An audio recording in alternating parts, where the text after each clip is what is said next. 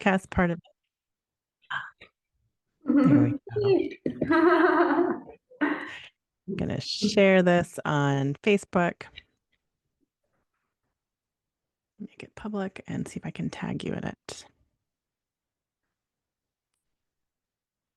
Let me have to tag you after we're done here. Okay, that's fine. All right. Well, welcome back to our series. We've done some short wealth chats on here, and that's been a lot of fun. And I decided to kind of open it up a little bit because I kind of start this new series called Icons at the Table. And it's a bit of like a roundtable discussion and with various women and men from all over the world, various walks of life and whatnot. But I think it's really important that we start having these conversations, right? So, you know me, I am Hannah Elsie. I'm your host, and so glad that you're here with us today.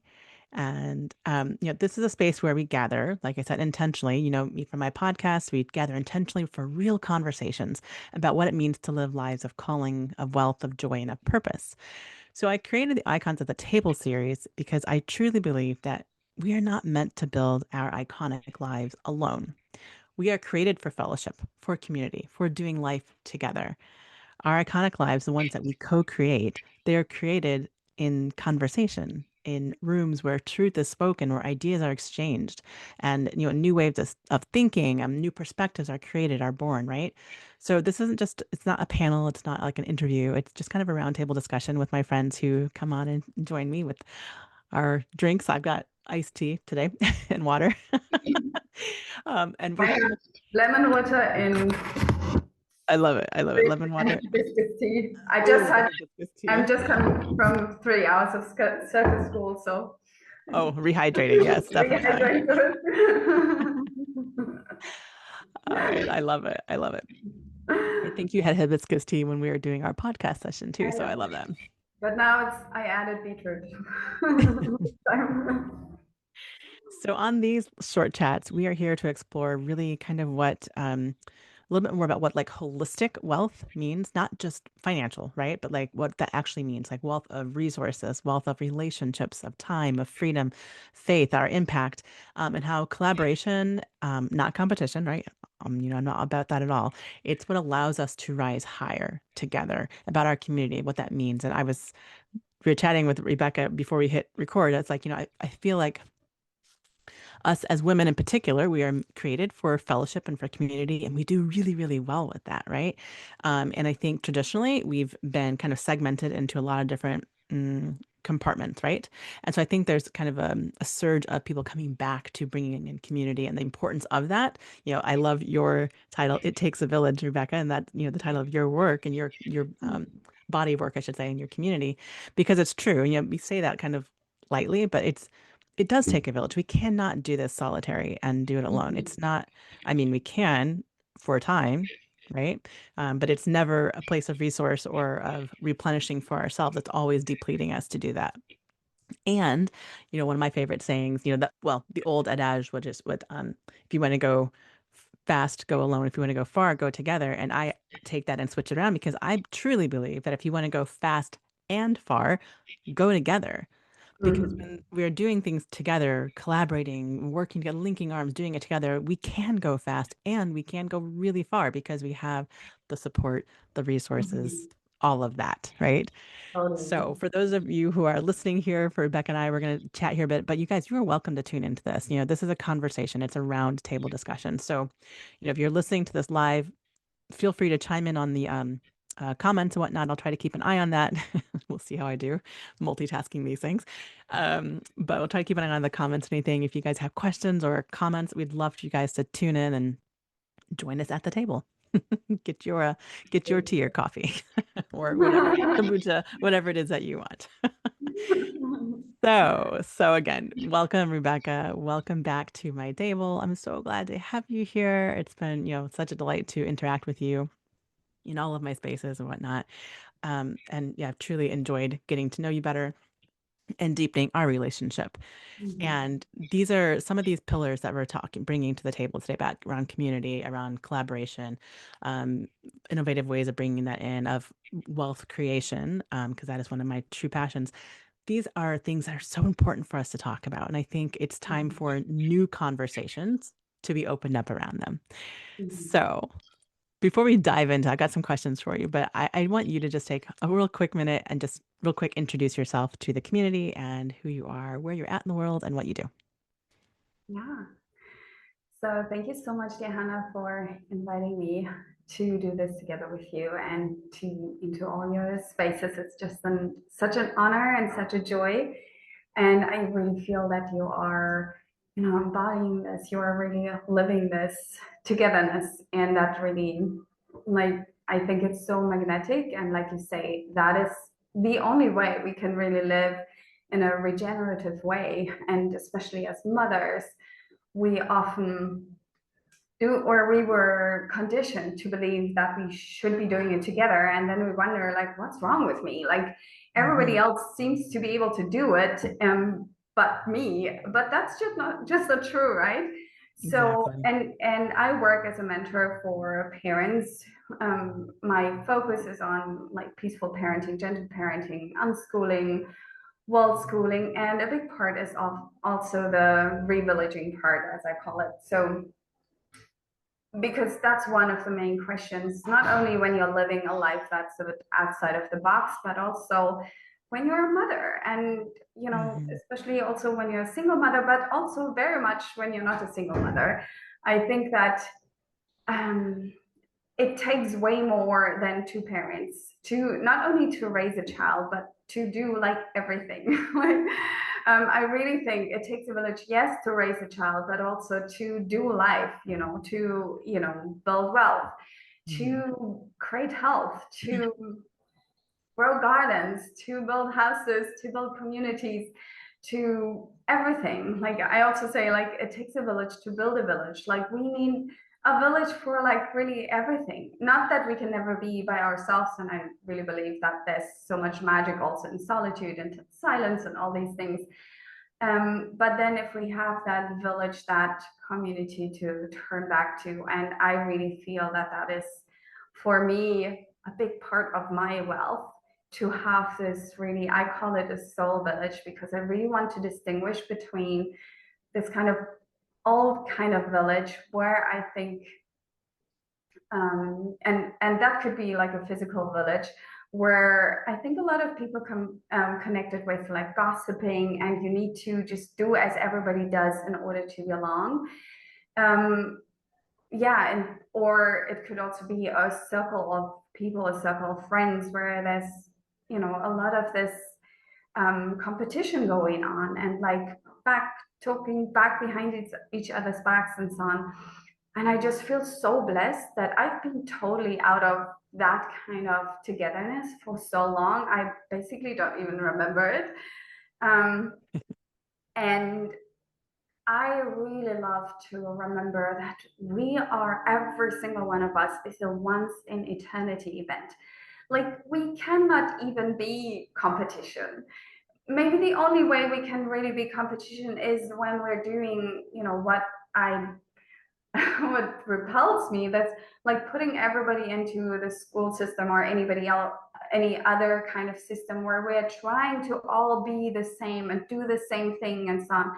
But as soon as we own our gifts and own our, like, our diversity, and remember, like, hey, it's, I'm not meant to know all the things and be a genius at all the things that you know and that you're a genius at.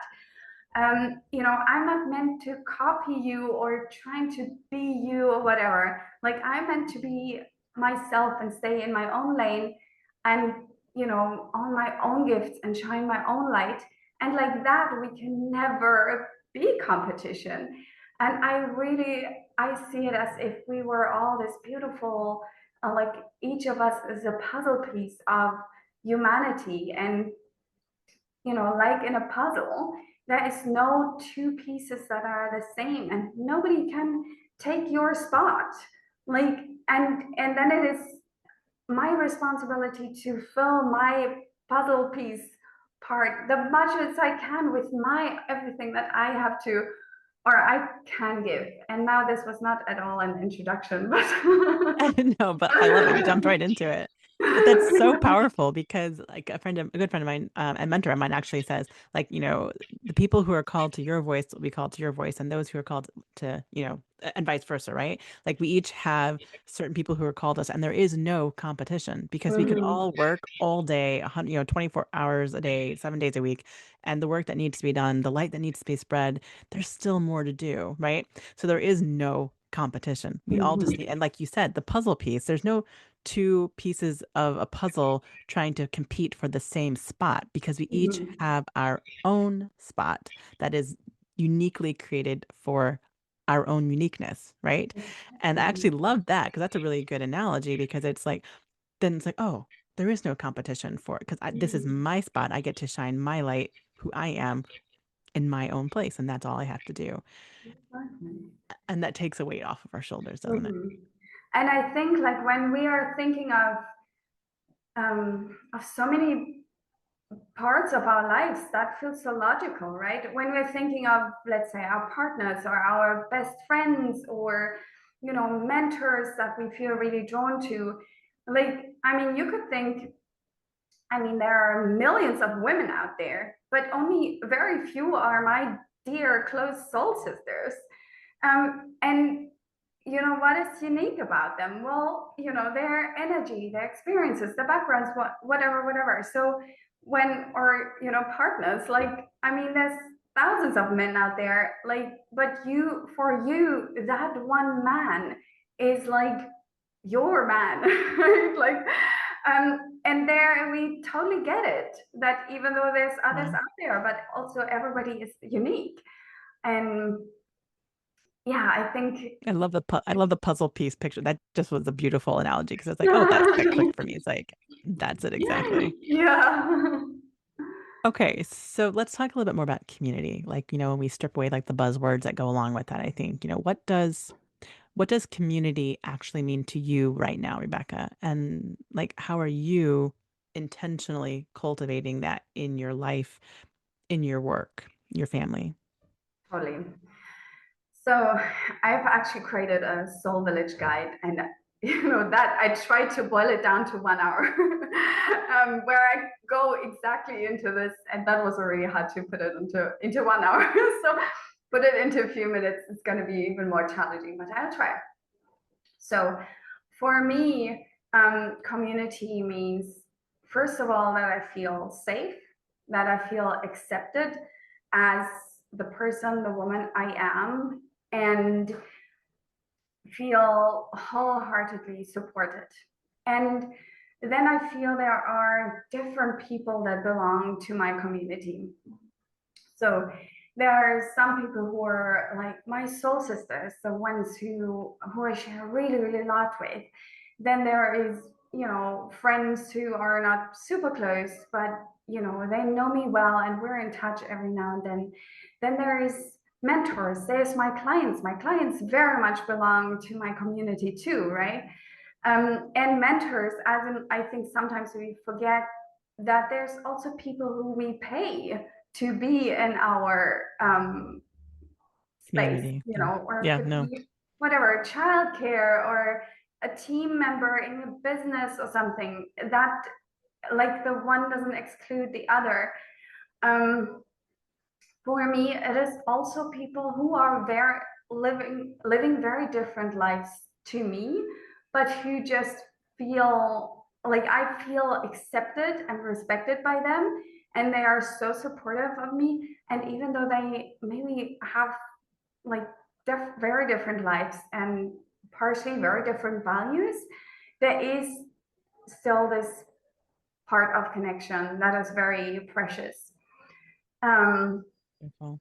And for me, my community is also, it's online and offline, and they are very much like intertwined.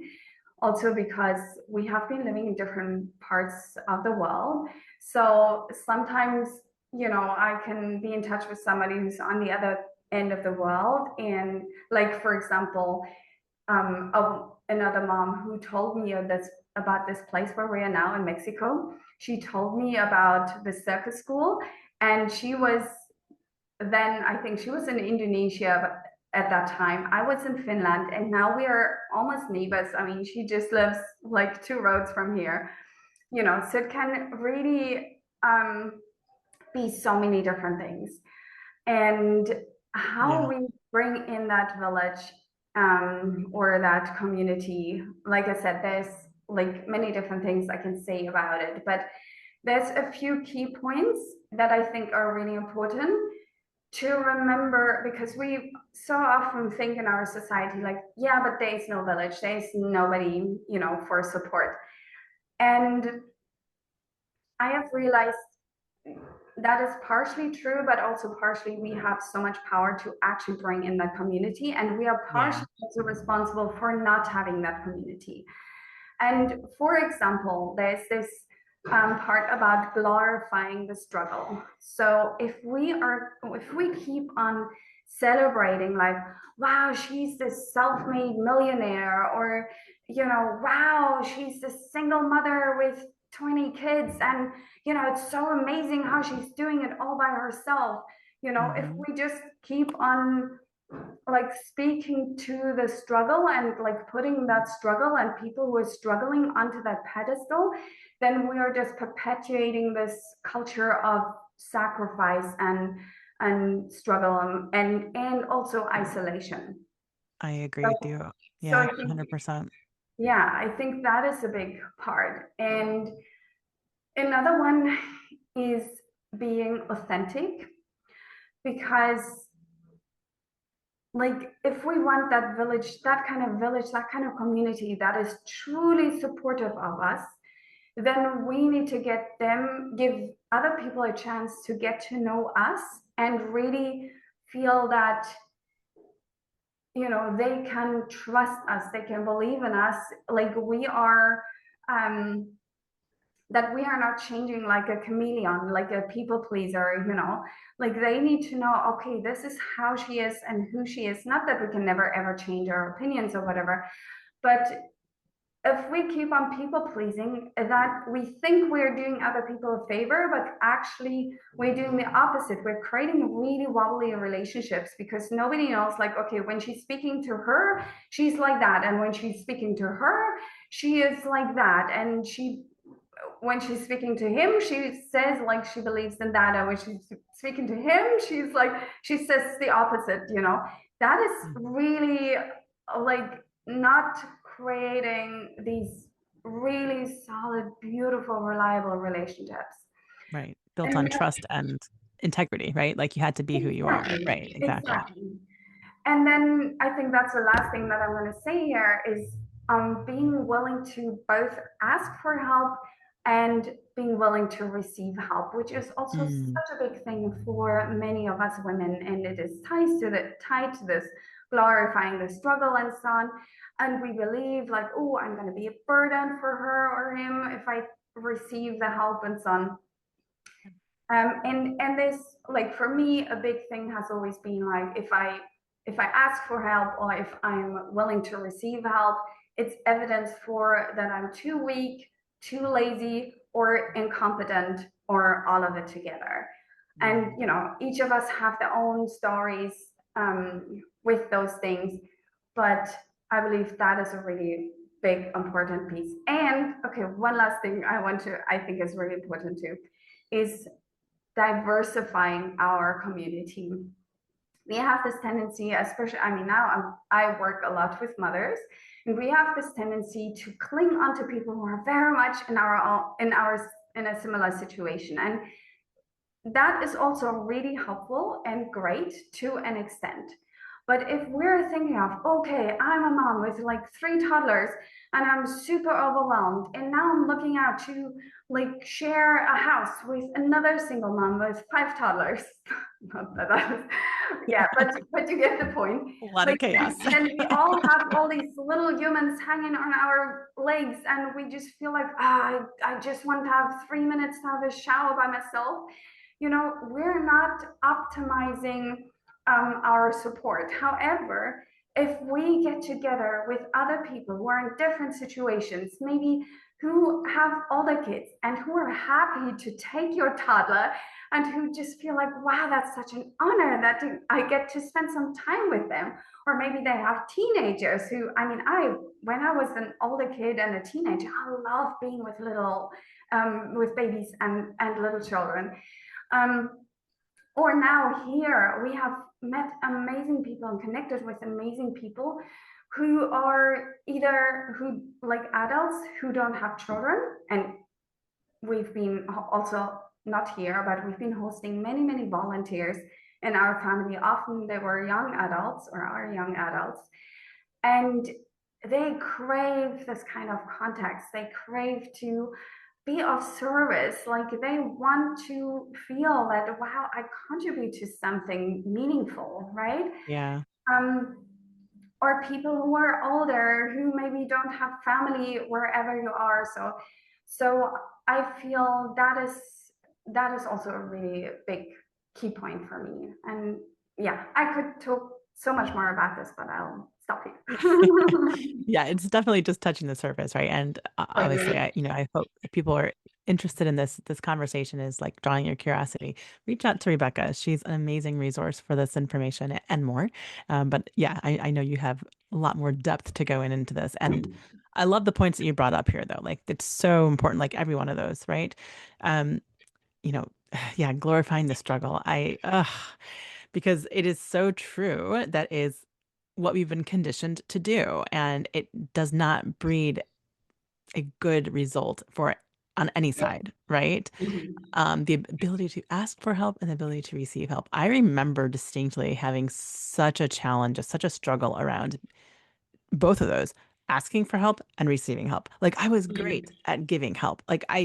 I was one of those young adults, young, teenagers who helped other moms with their kids and other families. I could do Mhm. everything. But when it Yes. came my time to be a young mother with a lot of little toddlers running around and me needing the help, and then when I became a solo parent after losing my husband when my five children were quite young and Yeah. needing help, it was so it was challenging, it was humbling, it was hard, Uh-huh. and like but it was about having to, it was an ego death of a sort, right? To be able to give up Mhm. like that, the I can do everything, I am woman, hear me roar.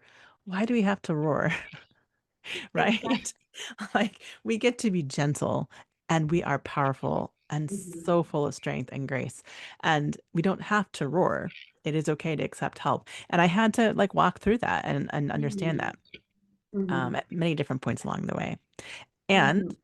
to be able to ask for help, that that's a vulnerable spot to put yourself in, and we have to be able to be okay with that as well. But yeah, I love the points you brought up. So I mean, again, we could go on and on and on about this, I know. um so yeah, let's jump into our next pillar, collaboration, which kind of just kind of flows from community, I think. What are ways, and I kind of already mentioned this earlier, how I think there's like a shift in how things are being created or being made as more and more women are stepping into various roles. We have such an opportunity now that we did not have at any time in history to build businesses in like the online space or whatever, like have access to different wealth building opportunities or Mhm. entrepreneurial opportunities that we didn't have as women before and that we do now. And I think we're starting to bring more and more of the feminine aspect or feminine flow of things to there's a to these spaces, right?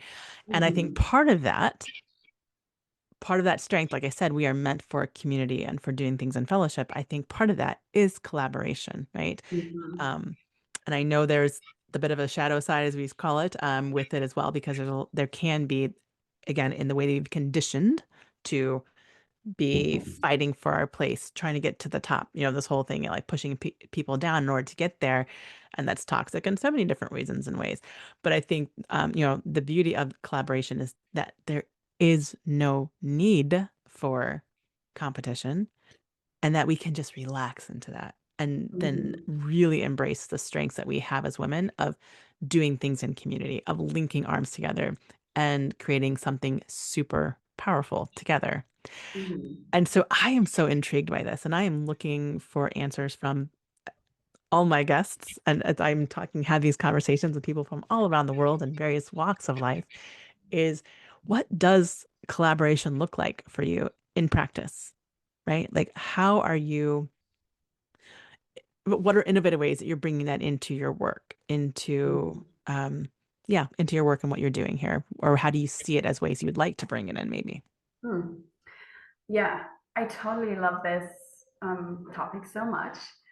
And I believe one of the reasons, like just taking one step back, one of the reasons why we maybe feel this like we're hesitant towards that is again that we're not trusting that we're all unique, and also we are so conditioned to this scarcity mindset and thinking like, okay, if you get all the clients, then there's nobody left for me, right? Or what if she comes into my space and then, everybody's gonna like you more than me, and then all my clients are just gonna run over to me, to you, right? Um, and I, I just, like I said, I'm also very blessed that I haven't really been in these kind of competitive spaces for so long that it almost has like vanished from my memory how it actually is. But I have, for example, this group journey. It's called Rooted and Free. It's my signature program. I don't like to call it program because I don't want to program anybody. I just want to offer beautiful spaces. Um, but there, for example, I regularly invite people in to speak about their, like, often other mentors or coaches or healthcare practitioners or whatever, and to speak to, whatever their gifts are and how they are supporting other people and so on. And or for example, what you're doing in your Telegram group, the table of icons, that you are inviting people to, like, other leaders to take up space and to share about their work. Like, I feel that is so precious, and that is the kind of leadership that I believe in. Like, for example, in Rooted and Free, or I've been stewarding a journey for soulpreneurs, so bringing together different entrepreneurs who are bringing the gifts to the world. And what was really important for me, and in all these spaces, is that the women inside, they get to take up space, and they get to share their gifts, because I have been in multiple masterminds, for example, and it was mostly about the the business coach or whoever, like, they take up the stage, they're on stage, and then everybody else is listening. But I feel like I want to bring everybody onto the stage. I'm still the space holder, I'm still the creator of this group experience, I'm bringing the people in and so on, but I don't believe that I am the only one who's holding wisdom there. I mean, people who are in my spaces, they are incredibly beautiful, wise, talented, gifted. They are phenomenal. So I would, like, berate the group of so much goodness if they didn't get enough, or didn't get the space to also share their Yeah. wisdom. Yeah. 100%. Yeah, that you're speaking my passion. That is literally what I have attempted to create and have created at the table of icons. And it's a beautiful space. Yeah, Like, it is, it's fun. it's such a gift to be able to like sit there and like, yeah, hold the space like you said and like kind of nurture it, but like just allow the genius of these different individuals who are coming in to share what they are amazing at, right? And like what a Mhm. gift that is. And then there's so many talented people out there who are doing amazing things. And so I'm like, let me shine a light on you, right? And so I have, I have my icon exchange where like I love when you guys bring your stuff and like share what you're doing. And like that to me is one of the most exciting places to be, is where I can hear and learn from so many different people. And that's always been my favorite parts of various masterminds that I've been in, is not just the host, right? I mean, I joined Mastermind specifically for the host because I Uh-huh. trusted who they were and their voice and who they were Uh-huh. calling to those spaces, right? Because it wasn't just about Exactly. them, Exactly. right? But it's also like I want to connect. I want to be learning from not just the one person because we all have different Exactly. perspectives and things to Exactly. share. Yeah, 100%. So, I love it. so for me, for example, inside of Rooted and Free, I deliver some like content, but I do that specifically on purpose through audios, because I don't want our calls to be like a like a course, that you could also do as a self-study course as well, where Mm-hmm. I'm just talking and bringing, sharing the content. I want this to be like a conversation. So again, I'm the space holder, and then the members get to share, and then everybody gets to, like, I mean, my space is also, I love small, intimate, deep spaces, like deep as in we go deep and we have deep conversations and deep connections.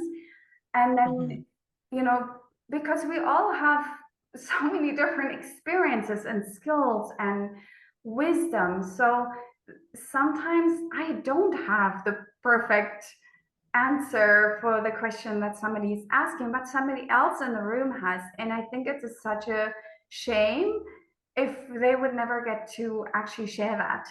And so it's mutually beneficial for everybody. And I like Yeah. that is something that resonates so deep. Yeah. It's a win-win-win all Exactly, around. exactly. Yes. Yeah. All about creating these beautiful winning experiences. Yeah, I love that. Okay. And then as we're kind of wrapping up, I want to kind of touch on the final pillar of these conversations, which is around these wealth chats, which is kind of how we started out at. And, it's a big part of what I share and what I teach about, whatnot. And especially my next era wealth community is creating generational wealth.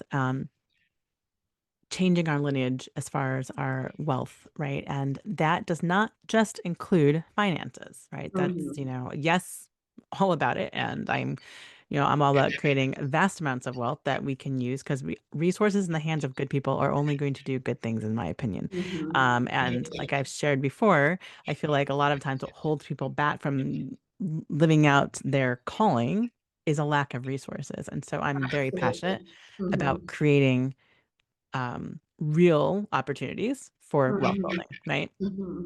So I'm very excited by opportunities that we are building in Next Era Wealth. And that is one of the things I'm also talking about. But I like to kind of get perspectives from my guests who I'm talking to. It's like when you think about holistic wealth, right? Mm-hmm. Beyond simply money, it can be money Mm-hmm. too, but beyond just money, what does that look like in your life?